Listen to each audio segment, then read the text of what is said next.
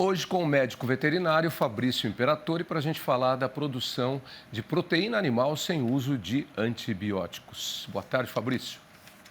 Boa tarde, tudo bem? Obrigado pelo convite. Ok, o Fabrício que faz parte aí do time da Altec, a Altec que é uma empresa diferenciada em uma série de aplicativos para a produção de proteína animal. E hoje a gente vai falar sobre a questão dos promotores de crescimento. É comum o uso de antibióticos como promotores de crescimento, Fabrício?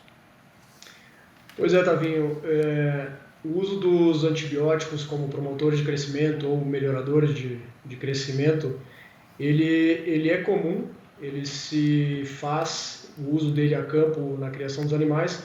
No entanto, ao longo dos anos, ele vem tendo uma redução de uso, em funções de legislações, de novos conhecimentos, enfim, algumas demandas novas de mercado fazem com que atualmente o uso desses antibióticos ele esteja reduzindo em relação ao que já foi no passado. Bem, as pessoas sabem mais sobre antibióticos quando é para combater doenças, bactérias, por exemplo, né, problemas de saúde, seja nos humanos, seja nos animais. E aí esse uso vem sendo restrito e já de tempos para cá a população humana brasileira, e acredito que de outros países também, não pode fazer o uso indiscriminado de antibióticos porque cria-se resistência para certas cepas de bactérias e aí depois o medicamento não faz mais efeito. Então, o seu uso é só sob forma médica, no caso dos humanos, para combate a doenças. E também porque os antibióticos, além de baixarem resistência, também criam resíduos, ficam com resíduos no corpo, podem fazer mal ao longo do tempo. Na utilização dos antibióticos como promotores de crescimento, eles também têm essa anomalia ou esse desvio, eu pergunto? Sim, sim, isso pode acontecer. Inclusive, essa é uma das principais razões que faz com que haja um crescente questionamento, né, o uso desses antibióticos, né? Especialmente quando a gente quando a gente tem uma visão holística dos sistemas de produção, da saúde humana também, sistemas de produção da criação de animais, né? Mas a importância que tem entre esses dois setores, tanto na criação animal quanto a saúde humana, faz com que a gente tenha que ser muito criterioso ao recomendar ou ao utilizar esse tipo de produto, né? Os antibióticos, sendo muito assertivo quando vai se fazer a indicação deles, tanto na dose quanto no tempo, para que o produto tenha uma eficácia esperada e não que ele cause efeito contrário, como é o caso que tu mencionaste, que é a questão de gerar uma resistência de bactérias e assim a gente tem uma dificuldade maior de combater elas quando se faz necessário. Na verdade, se acaba utilizando para uma coisa, mas ele acaba tendo um efeito colateral em outra coisa. Acho que é mais ou menos isso que você tentou explicar, né? Exatamente. Quando o uso acaba não sendo correto, acaba gerando pontos negativos, que não é o que se espera, né? Bem, a solução é você conseguir o potencial que você quer de conversão para carne, para leite, enfim, de proteína animal, usando tecnologias nutricionais, que é também chamado de nutrigenômica, potencializando o desempenho produtivo. Então, seria uma forma de aumentar ou conseguir a produção desejada através de métodos naturais. O que seria a nutrigenômica?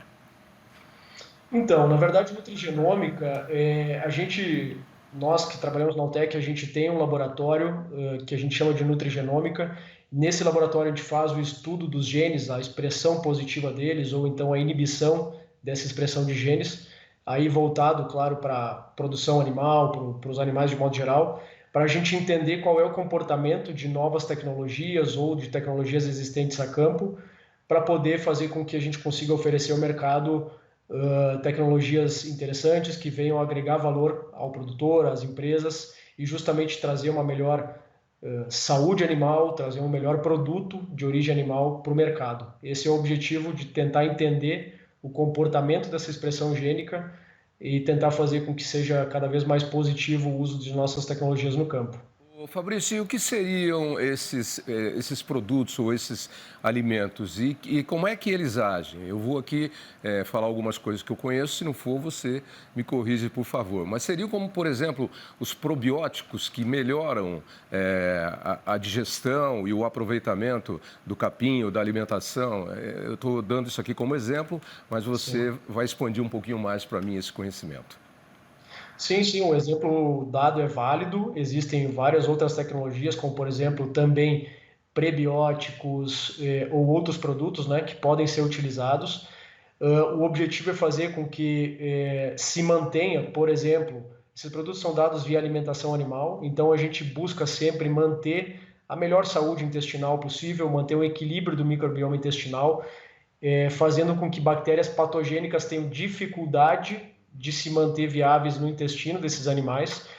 Em contrapartida, a gente busca sempre favorecer aquelas bactérias benéficas ou microbiota benéfica, para justamente fazer com que o animal tenha maior proteção no intestino, tenha melhor condições de se desenvolver, aproveitar melhor a função específica do intestino, né, que é digerir e absorver os nutrientes e assim fazer com que o animal tenha essa capacidade de crescimento, de desenvolvimento e no final das contas produzir um melhor alimento.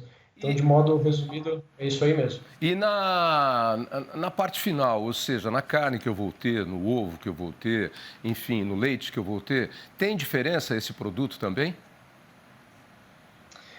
Existem produtos, sim, que podem agregar valor ao leite, à carne, que podem ser, através da alimentação, podem chegar até o produto de origem animal. A gente chama isso de alimentos enriquecidos ou alimentos sendo fonte de determinado nutriente, né? Isso pode sim acontecer, existem situações nesse sentido.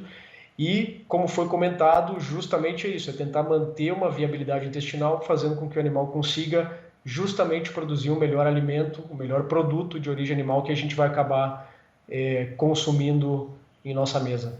Ô Fabrício, eu tenho aqui que a última atualização do Ministério da Agricultura, Pecuária e Abastecimento, o nosso mapa, foi de 13 de janeiro de 2020, proibindo antimicrobianos, tilosina, licomicina e tiamulina. Tudo que tem ina no final, é antibiótico. Então, isso deve se expandir ainda mais. Na verdade, o caminho é para que haja cada vez mais restrições. Tavinho, isso é uma questão bastante importante porque, como tu mencionaste, o Brasil, através do Ministério da Agricultura, Pecuária e Abastecimento, acabou lançando revisões das instruções normativas, né? Isso é constantemente avaliado, e o Brasil, por ser um expoente, por ser um país extremamente importante dentro do cenário de produção de alimentos, ele está sempre buscando atender os melhores mercados, e esses mercados também fazem suas exigências. Então, a gente precisa estar se adaptando. Essas restrições que foram mencionadas, elas são restrições a alguns princípios ativos de antibióticos. E sim, atualmente esses produtos eles estão proibidos para uso na alimentação animal.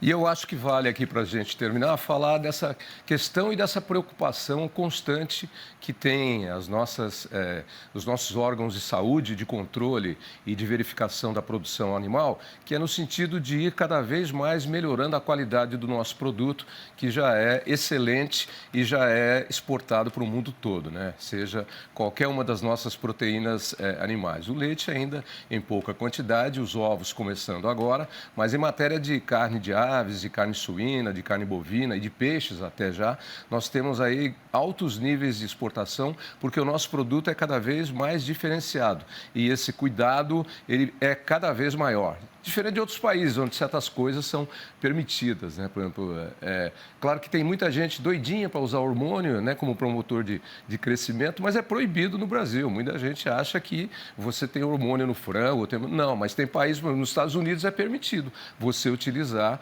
na criação ou até em outros países. Mas o Brasil prima, né? Eu acho que a nossa legislação prima cada vez mais pela produção de qualidade. E fazendo isso, eu acho que a gente está diretamente envolvido também com a questão do bem-estar animal, né? Da saúde do animal que está nos proporcionando o alimento.